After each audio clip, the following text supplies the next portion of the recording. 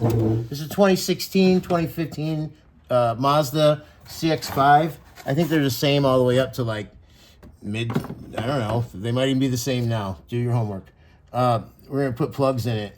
And the first thing that we need to do is clean it up. And you see all this down in here? That's no bueno. See all the mousy stuff down in there? No bueno. Yeah. So we want, because we don't want that to fall down in the spark plug holes when we're changing the spark plugs. Okay? So there's that. You can see down in there that it's kind of a mess. So I'm going to try to clean all this out of here the best I can with the vacuum. And if that doesn't work, we'll have to blow it out with a blowgun. Oh, I need some glasses.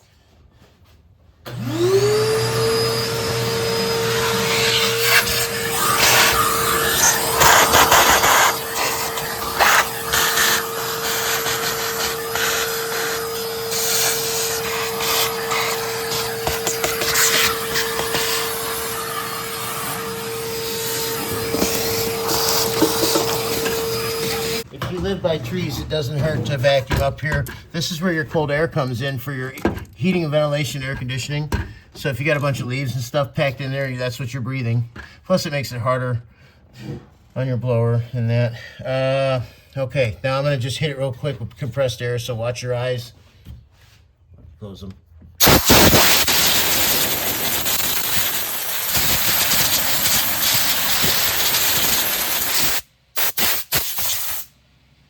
So to take these loose, push down on that part right there. And if they don't want to come, sometimes you can push down in and break them loose. But your lock is right there.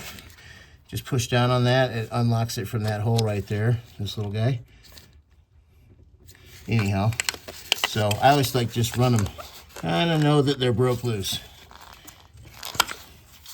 And not just the locks that's holding it.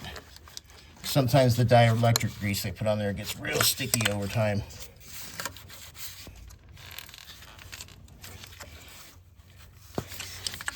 Okay, so from there, we're going to switch to an 8mm socket. So we're just going to grab an 8 1/4-inch drive and crack these loose. All these coil packs. I'm going to start at number 1, which is down here on the front of the engine. That's 1. We'll keep them in order.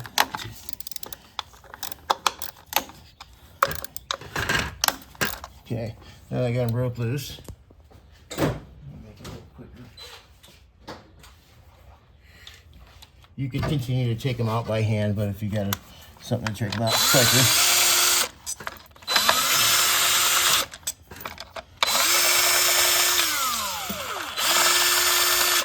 Do not store stuff up here. Don't put bolts up and tools up here, because then it falls down in.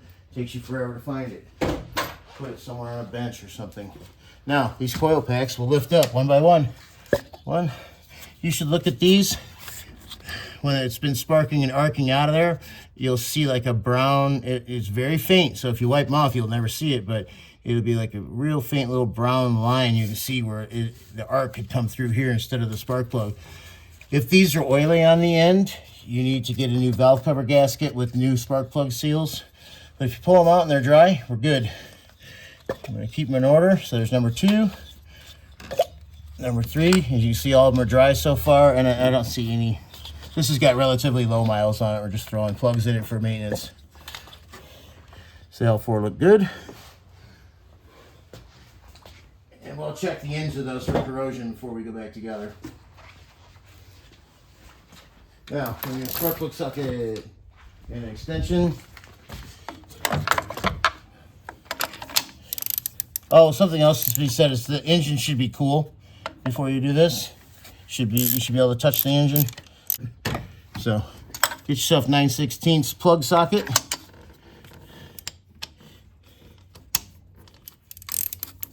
Always pull. Break it loose.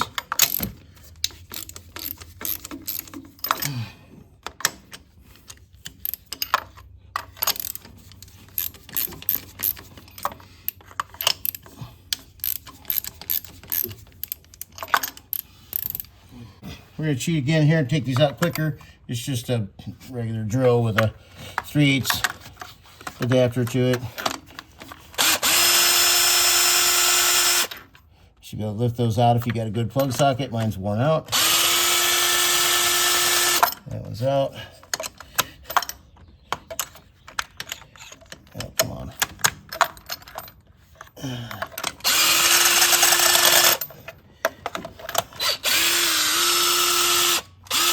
It should come out nice and easy.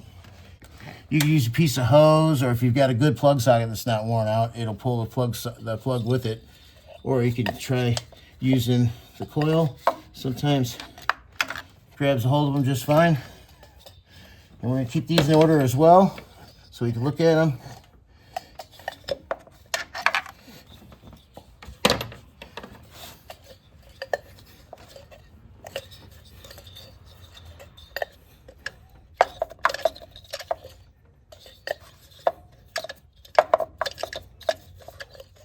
It must be in there still. Thread it in a little bit. Yeah. So let's get this out. Number 3 is still in there just a little bit.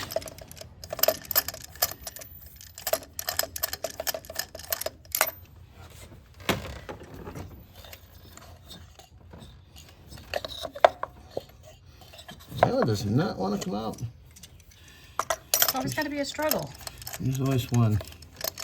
There's always something. Something's loose now. There she comes. There's number 3. All right.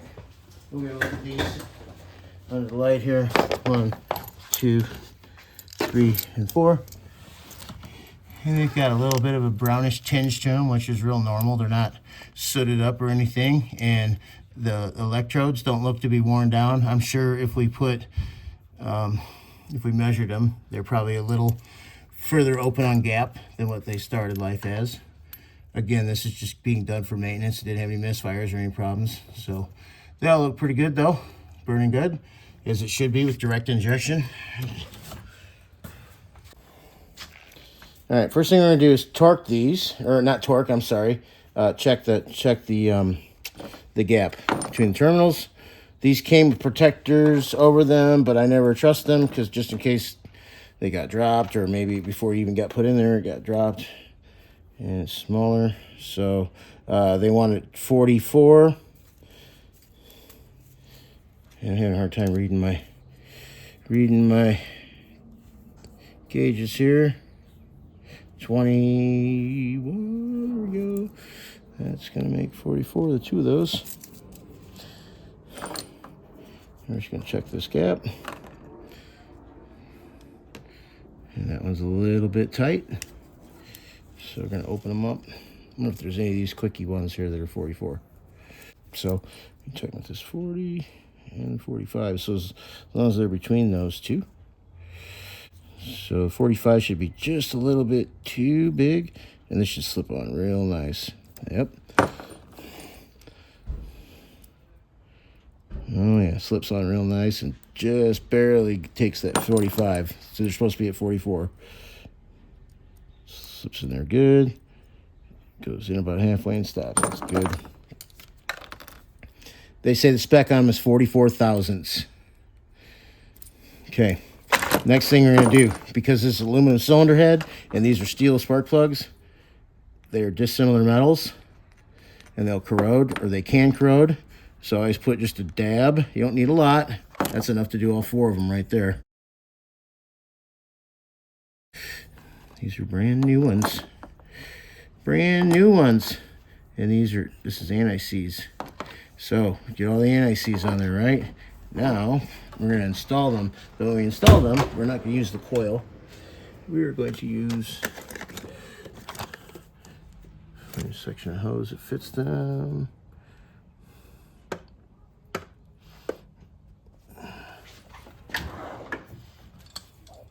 This is just vacuum hose. Put it on there. So we'll start it by hand with the piece of hose. So that way, if for some reason we're going to cross thread it, it will spin rather than cross thread it. It'll start spinning at the top of the spark plug. And if they don't start by finger like that, then something's wrong. So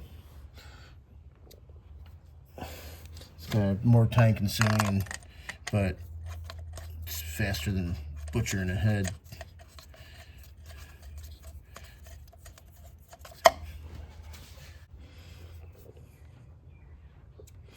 And see, if that wasn't threaded right, this would spin on the spark plug rather than cross-thread it.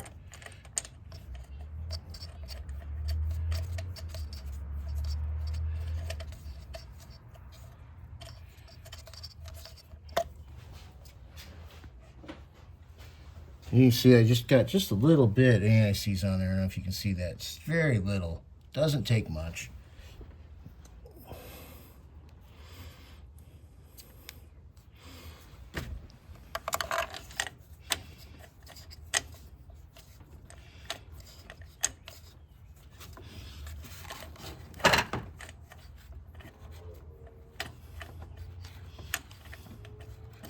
Of course, this one's giving me fits.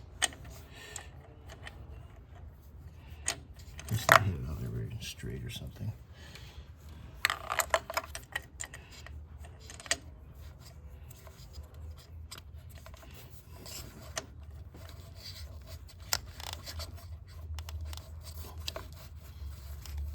This is a perfect example. See how it doesn't want to start? Also, if you drop them down in there, there it goes. The hose was turning it sideways. The biggest thing is that I don't want to drop them down in there and mess up the gap. So I'm going to just tighten them all up. This way I know that the threads are good. If I can put it in by fingers, I know that there's nothing damaged in those threads.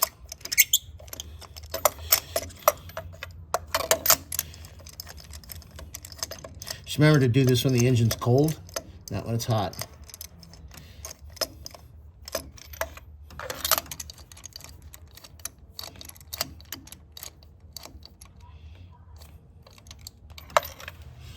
The spec on these is 15 foot-pounds, and so we have an inch-pound wrench here, so if you multiply and do the math, it's 145 inch-pounds.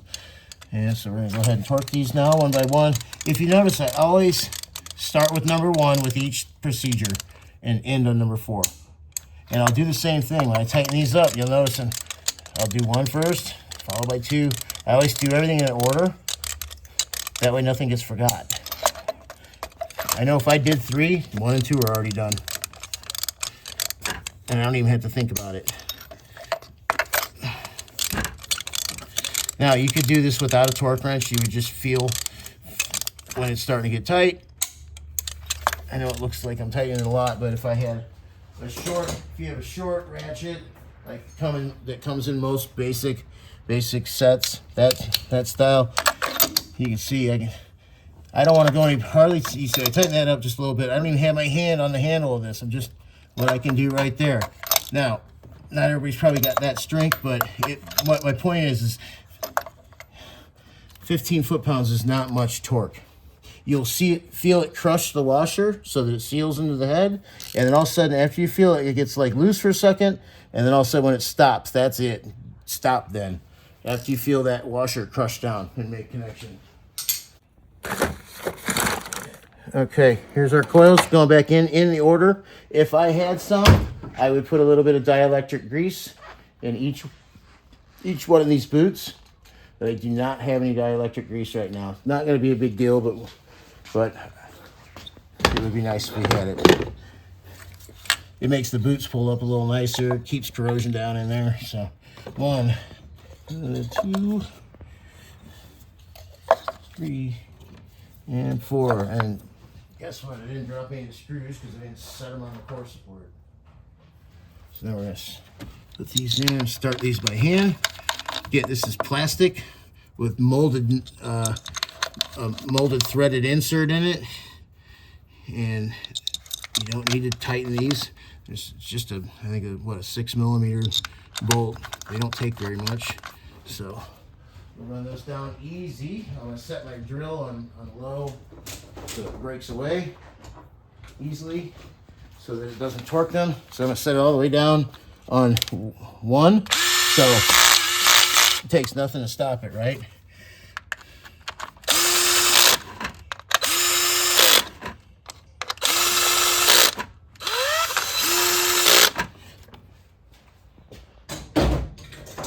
still going to check them by hand. Notice the order is always 1 through 4. Just give them each a little snug, make sure they're good. Now, coils. Plug these back in. They need to make an audible click. Hear that?